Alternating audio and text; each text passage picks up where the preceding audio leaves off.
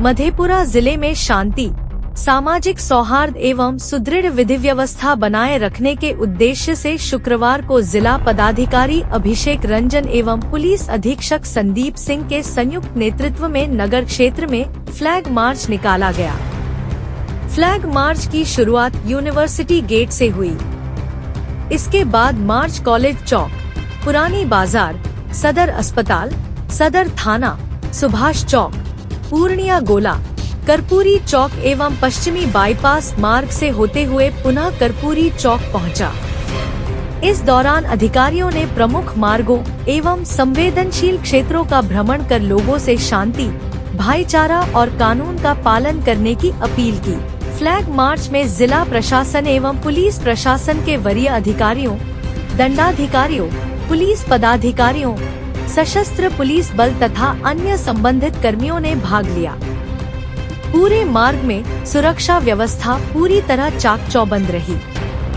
इस अवसर पर जिला पदाधिकारी अभिषेक रंजन ने कहा कि जिला प्रशासन प्रत्येक नागरिक की सुरक्षा, शांति एवं सौहार्दपूर्ण वातावरण बनाए रखने के लिए पूरी तरह प्रतिबद्ध है। उन्होंने लोगों से अपील की कि किसी भी अफवाह या भ्रामक सूचना पर विश्वास न करें तथा किसी भी संदिग्ध गतिविधि की जानकारी तत्काल पुलिस या प्रशासन को दें। पुलिस अधीक्षक संदीप सिंह ने कहा कि जिले में कानून व्यवस्था बनाए रखने के लिए पुलिस पूरी तरह सतर्क एवं सक्रिय है। फ्लैग मार्च का उद्देश्य आम नागरिकों में सुरक्षा और विश्वास की भावना को मजबूत करना, असामाजिक तत्वों में कानून का भय उत्पन्न करना तथा यह स्पष्ट संदेश देना है कि शांति एवं कानून व्यवस्था भंग करने वालों के विरुद्ध सख्त एवं त्वरित कार्रवाई की जाएगी।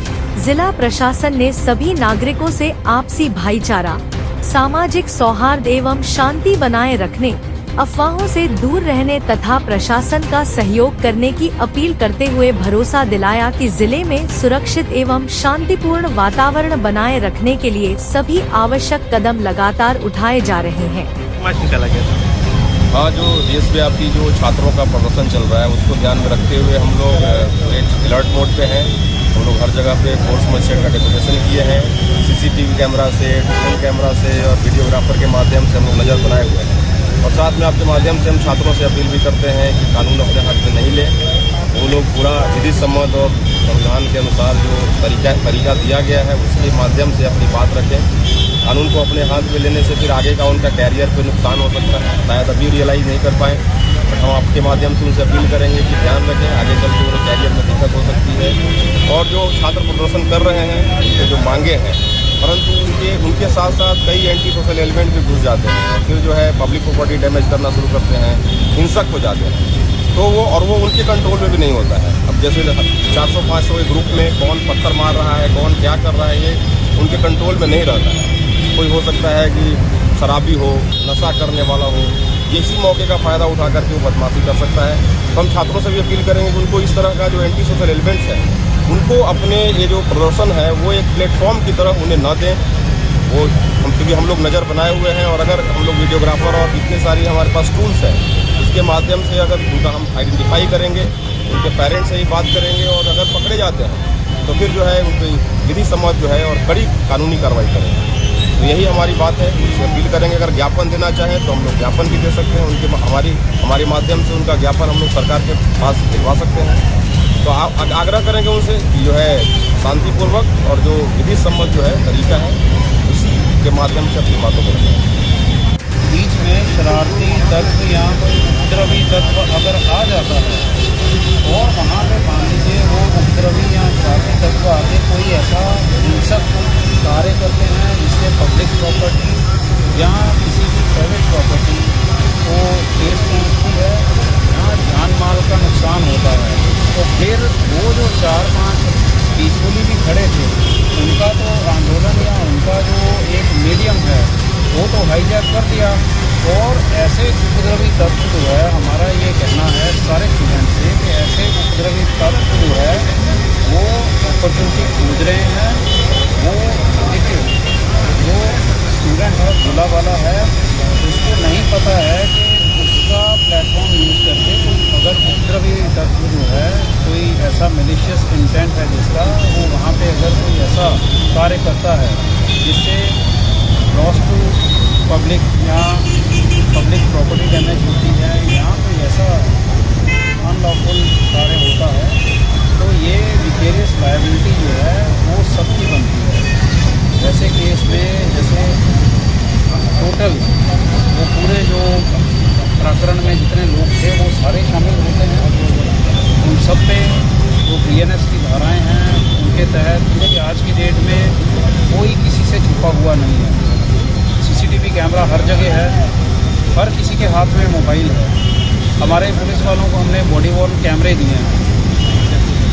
किसी को भी अगर लगता है कि वो छुप जाएगा और कल को बाद में दलील देगा कि हम तो वहाँ थे यहाँ नहीं थे, तो वो दलीलें जो हैं वो कैमरा, जिसको हम लोग कहते हैं कि सर्विलेंस से बच तो पाएगा नहीं, तो ये सारी दलीलें वहाँ पे फेल हो जाती हैं।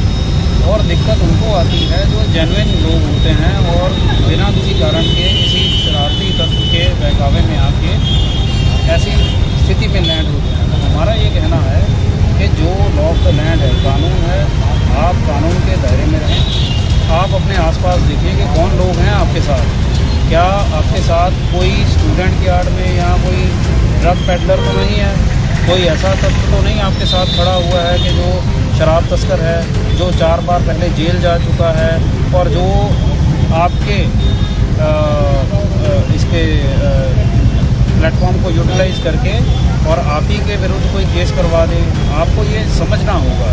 एंड सारे लोगों से मेरी ये अपील है, और ख़ास करके जो माता पिता हैं, इसमें अगर मान लीजिए कोई कार्रवाई होती है तो सबसे ज़्यादा सफ़र करते हैं माता पिता, जिन्होंने अपने बच्चों को पढ़ाया लिखाया है, काबिल बनाने के लिए उनके ऊपर जो है इतने उन्होंने इन्वेस्टमेंट किया है।